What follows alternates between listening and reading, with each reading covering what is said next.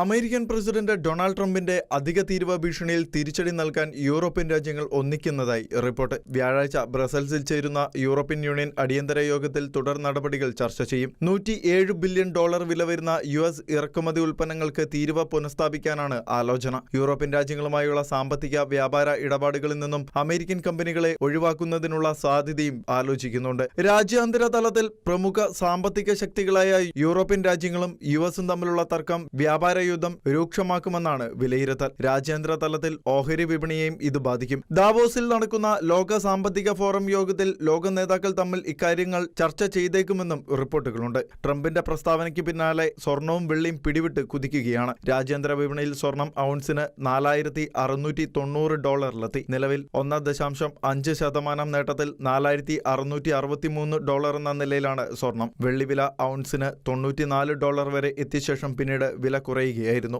US-ഉം European രാജ്യങ്ങളും തമ്മിലുള്ള വ്യാപാര ബന്ധം ലോക വ്യാപാരത്തിന് തിരിച്ചടിയാകുമെന്ന വിലയിരുത്തലിൽ ക്രൂഡ് ഓയിൽ വിലയും ഇടിഞ്ഞു. എന്നാൽ പിന്നീട് ക്രൂഡ് ഓയിലിന്റെ വില തിരിച്ചു കയറുന്ന സാഹചര്യവുമുണ്ടായി. പുതിയ സംഭവ വികാസങ്ങൾ അമേരിക്കൻ ഡോളറിന്റെ വിനിമയ നിരക്കിൽ കുറവുണ്ടാക്കി. ഡോളർ സൂചിക 0.19% നഷ്ടത്തിൽ 99.18